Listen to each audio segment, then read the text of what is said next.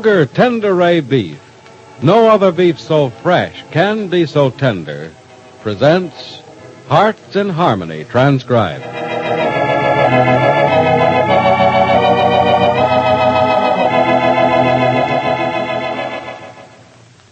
Nowadays, when you visit your Kroger store and ask if you can get Kroger Tenderay Beef, the answer is always the same. You're regretfully told, sorry, but those famous fresh and tender Kroger Tenderay beef steaks and roasts are just not available now. But we have hopes that this won't happen many more times. Yes, soon we hope you can step up to the meat counter of your neighborhood Kroger store and buy all you want of delicious, fresh, and tender Kroger Tenderay beef. And that will be possible just as soon as top grades of grain-fattened cattle are available, because only those top grades are used for Kroger Tenderay beef. Then it's made naturally tender in just 3 days by the famous Kroger Tenderay method. It's always fresh, because through Kroger's own Tenderay method, there's no need for wasteful aging or loss of rich natural juices. No other beef so fresh can be so tender, and that's something to remember. Something else to keep in mind is this. Until the time Kroger Tenderay beef is plentiful, Kroger will always provide you with beef whenever any is available. And your Kroger store will bring you the best beef that is available.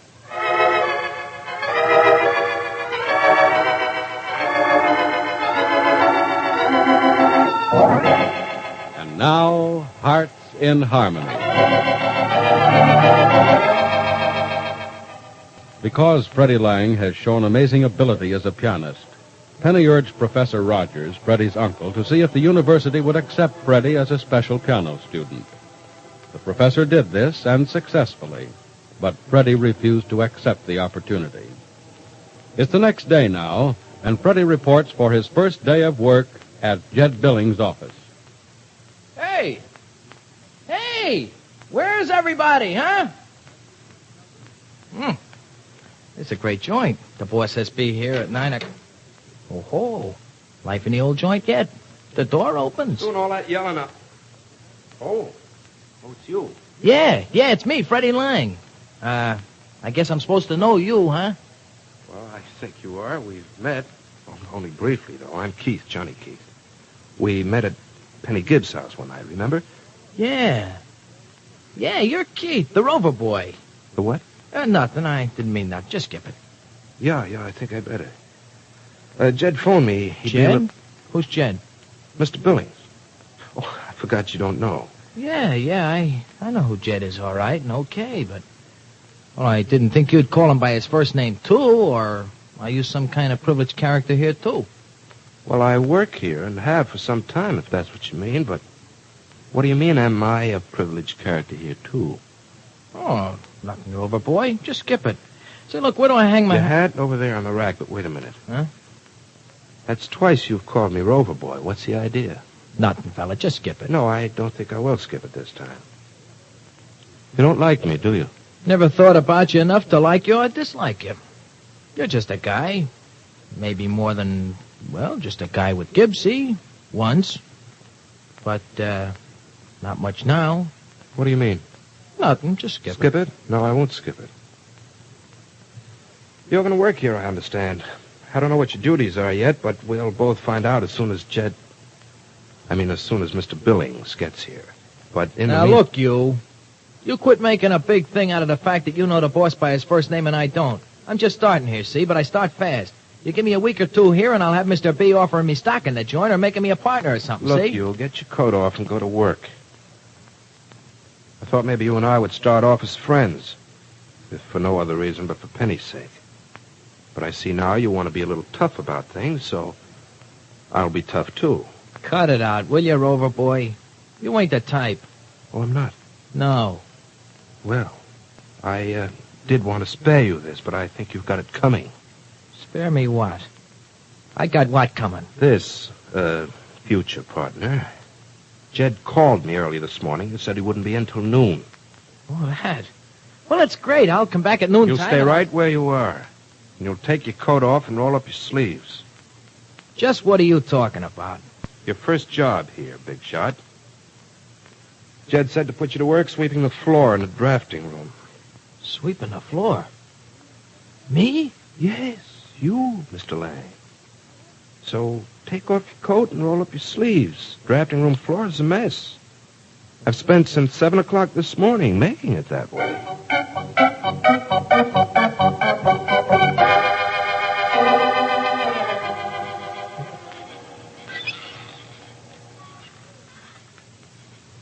Hey, that swing creaks. It needs oiling. Johnny, you scared me. That was a dirty trick for such a beautiful evening, wasn't it? Sorry, Penny. Skip it. What'd you say? Skip it. Skip, yeah. That's what I was afraid you said. You know, it's a good thing I was going by. I wanted to talk to you. About what?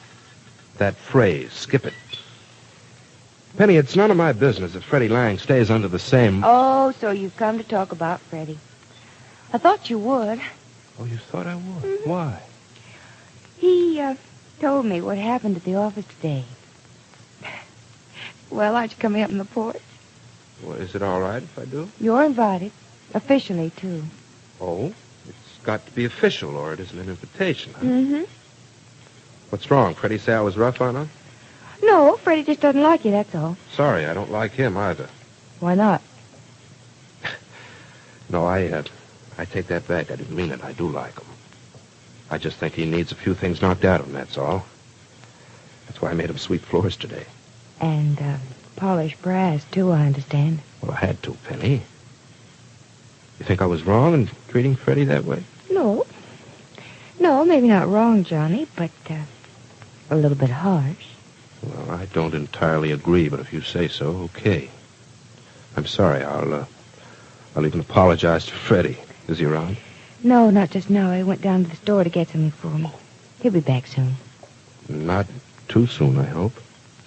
And just what do you mean by that?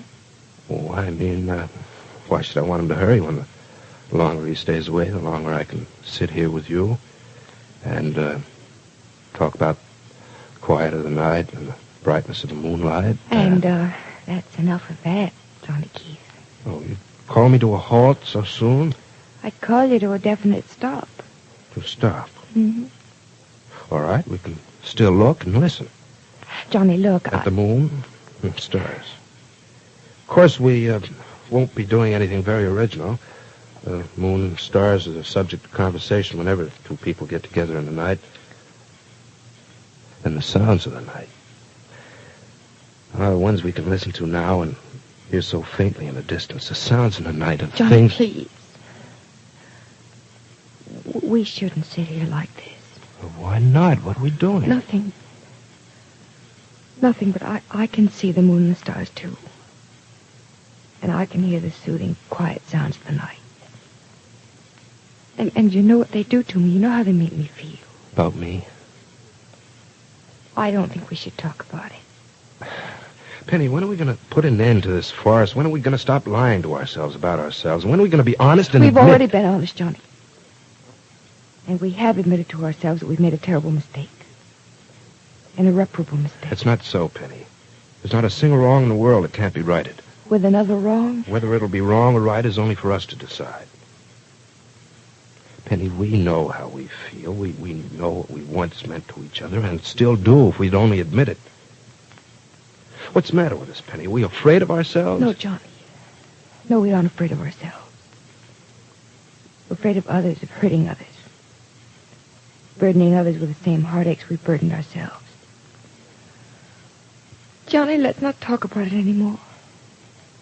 Just drop the subject, you mean? Just drop it. All right, it's dropped. Thanks, Johnny. You know, you haven't changed a bit in spite of everything that's happened. It does. Johnny, no matter what happens in the future, don't ever change.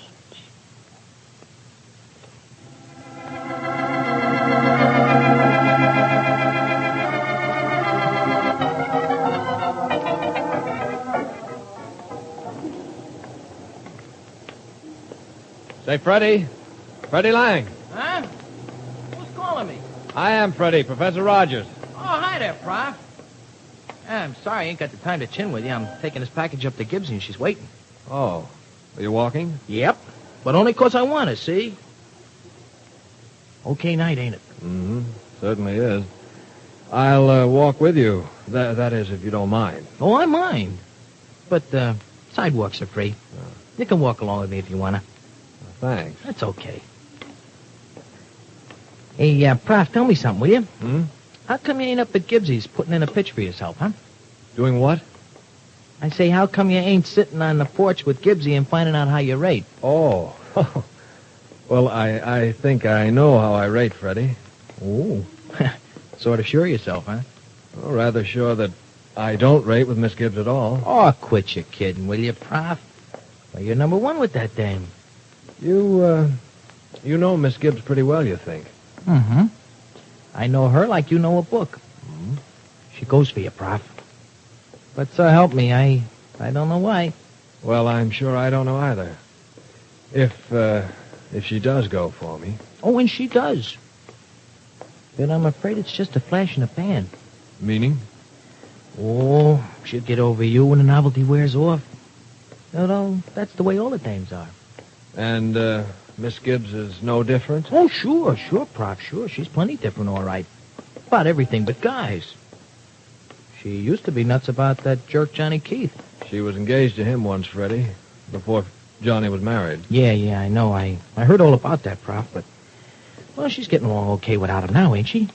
Now you're her ball of fire. Next it'll be somebody else. Oh, it will. You know who? No, but I got my ideas.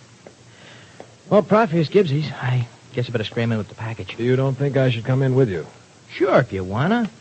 And if you and Gibbsy don't try to force that piano course at the university on me. No, we won't try to force anything on you, Freddie. Okay. And, in fact, I don't think I'll bother Miss Gibbs about anything tonight. Why not? Look up there on the porch sitting in the swing. Hmm? Miss Gibbs and Johnny Keith. Keith? Hey, Prof, it is that jerk, Keith. Look, I never liked that guy. And I got an idea that maybe this is going to make me do something about it.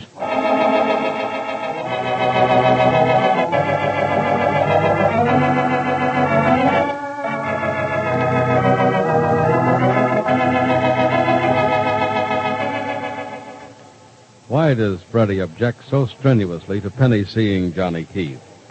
And who does he think Penny will be in love with one of these days? Is Freddie thinking of himself? Is he in love with Penny? Be sure to listen to the next dramatic episode of Heart in Harmony.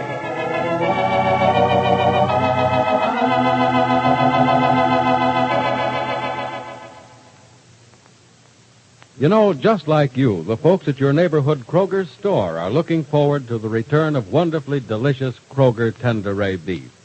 And it's hoped that soon they'll be able to fill your orders for famous Kroger Tenderay beef. But remember, when you do get beef these days at your Kroger store, you're getting the very best beef that's available on the market today. Another thing worth remembering about your Kroger store is the wide selection you'll find there of fine meats, seafoods with a rich ocean-fresh flavor, and plump country-tasting poultry. And you'll find, too, that they're priced for real thrift. So for the finest in foods, go to your neighborhood Kroger store.